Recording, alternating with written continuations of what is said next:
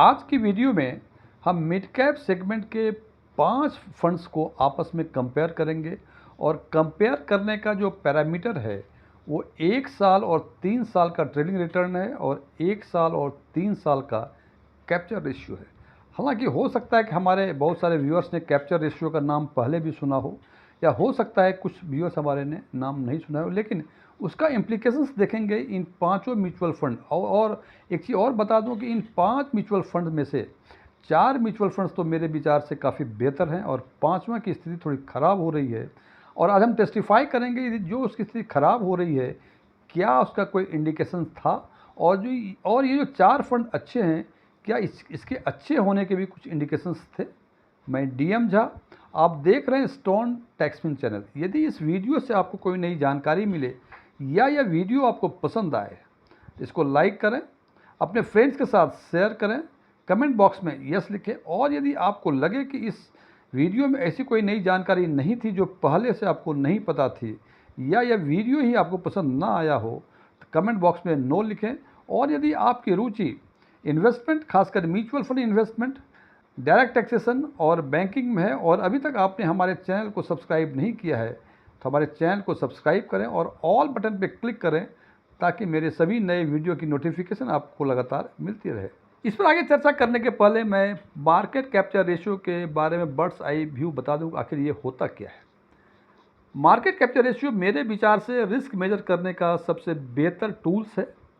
इसमें मार्केट या तो अपवर्ड मूवमेंट में जाए या डाउनवर्ड मूवमेंट में जाए, दोनों ही मूवमेंट में उस पर्टिकुलर म्यूचुअल फंड का जो बेंचमार्क है उसका जो रिटर्न देता है उसके कंपैरिजन में वो पर्टिकुलर म्यूचुअल फंड कितना % रिटर्न देता है, इसको हम कैप्चर रेशियो करते हैं। और जैसा कि बताया कि अपवर्ड और डाउनवर्ड दोनों ही मूवमेंट मार्केट का होता है।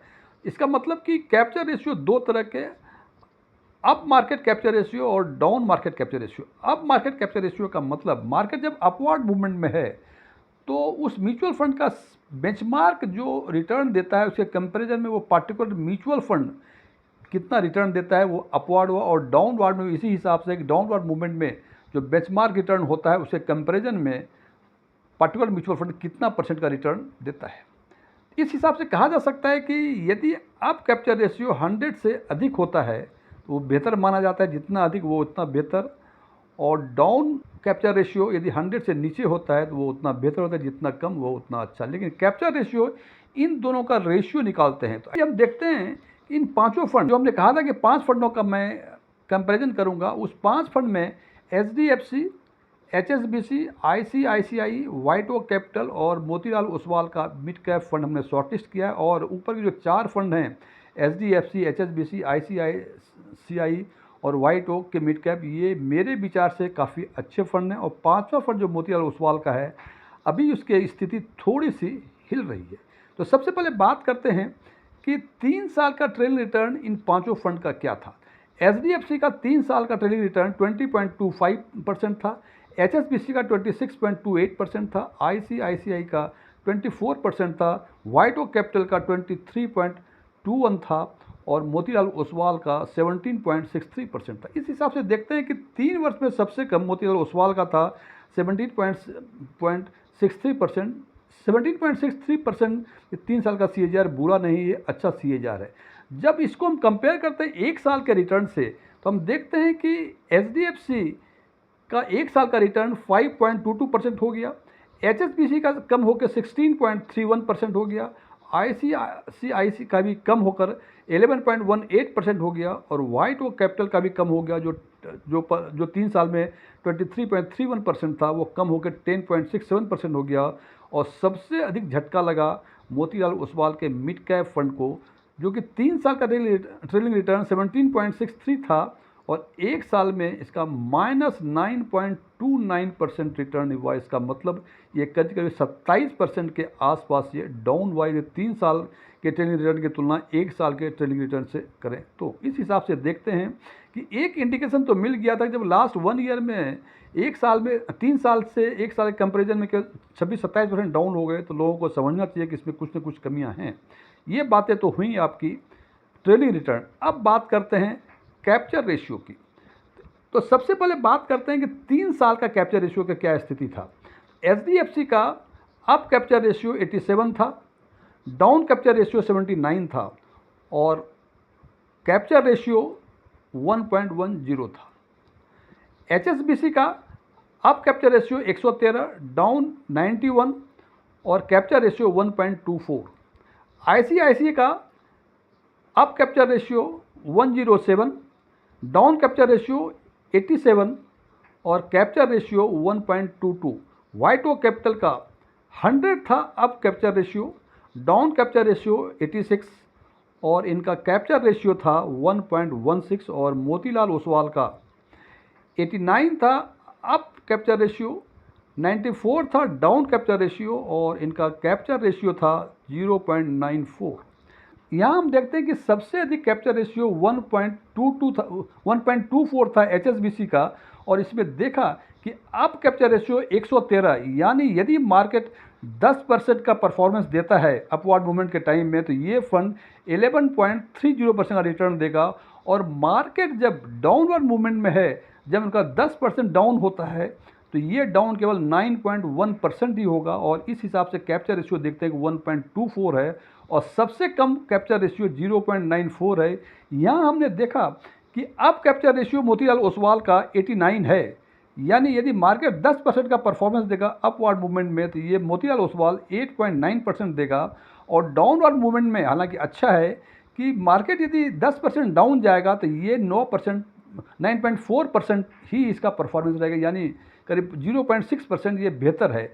अब दोनों का मिला कर देखते हैं कि 0.94 है। हालांकि जैसे मैंने बताया कि एक से कम यदि है तो अच्छा नहीं है, लेकिन 0.94 भी लगता है चलो ठीक है, एक के आसपास है। अब बात करते हैं इसका एक वर्ष का क्या पोजीशन है। तो एक वर्ष के देखते हैं कि HDFC का up capture ratio 82, down capture ratio भी 82, तो इनका कैप्चर रेशियो 1 हो गया, पूरे 1 का 1 हो गया।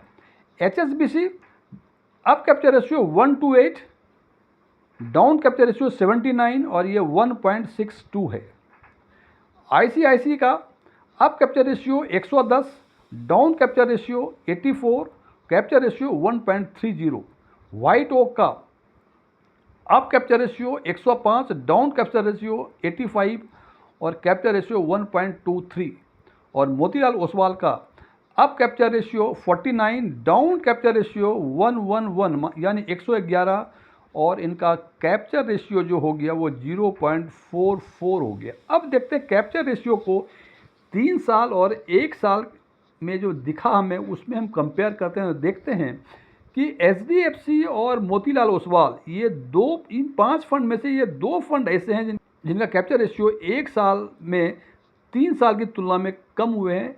HDFC 0.10 कम हुआ है, जबकि मोतीलाल ओसवाल 0.50% कम हुआ है जनाब। इससे एक बात तो समझ में आ रही है कि यदि ट्रेलिंग रिटर्न भी देखें तो करीब 26-27% के आसपास 3 साल से 1 साल के बीच में डिफरेंस है, और कैप्चर रेशियो में 0.5 आधा का डिफरेंस जनाब। ये और इसको इंडिविजुअल यदि हम एनालाइज करें तो हम देखते हैं कि 1 साल में अब कैप्चर रेशियो केवल 49 है, यानी यदि सेगमेंट का परफॉर्मेंस, बेंचमार्क का परफॉर्मेंस 10% होगा तो मोतीलाल ओसवाल का 4.9% होगा, और डाउनवर्ड मूवमेंट में यदि 10% का लॉस देता है तो ये 11.10% का लॉस देगा जनाब। इससे ये तो काफ़ी एडवर्स सिचुएशन है, जबकि ये यदि उल्टा होता कि 94 अप कैप्चर रेशियो होता और 49 डाउनवर्ड कैप्चर रेशियो होता तो ये काफ़ी बेहतर होता, लेकिन ये ऐसा नहीं है। तो इस हिसाब से हम देखते हैं कि चारों फंड, हालांकि HDFC में भी 3 साल की तुलना में 1 साल में कमजोरी आई है, बिकॉज आप रिटर्न में भी देखें तो 3 साल में रिटर्न इनका 20.25% था, जो कि कम होकर 5.22% हो गया। कम तो हुआ है, लेकिन स्टिल ये जो है इनका कैप्चर रेशियो 1.10 है, और मोतीलाल ओसवाल में स्थिति काफ़ी ख़राब हो गई कैप्चर रेशियो के हिसाब से भी और परसेंटेज के हिसाब से भी। तो इस हिसाब से हमें लगता है कि ये 4 फंड HDFC, HSBC, ICICI और वाइट ओक कैपिटल, यदि आप इन्वेस्ट करना चाहते हैं मिड कैप सेगमेंट में तो इन चारों में से किसी में आप इन्वेस्ट कर सकते हैं। और यदि ऑलरेडी आप इसमें इन्वेस्टेड हैं तो कोशिश करें कि एडिशनल यूनिट्स आप एक्यूमुलेट करें। लेकिन Motilal Oswal mid cap fund का जहाँ तक सवाल है फ्रेंड्स, नए इन्वेस्टमेंट तो इसमें कतई नहीं करें, और जिसका ऑलरेडी इन्वेस्टमेंट है 2-3-4 महीने इसको और होल्ड करके देख लें, बिकॉज पिछले 3 महीनों से इनका परफॉर्मेंस में इनका कुछ सुधार आया है। तो 2-3-4 महीने और देख लें, और उसमें लगता है कि सुधार आ रहा है तो फिर इसको होल्ड कर सकते हैं। अदरवाइज लगता है कि सुधार नहीं आएगा तो बेहतर है इससे एग्जिट कर लें।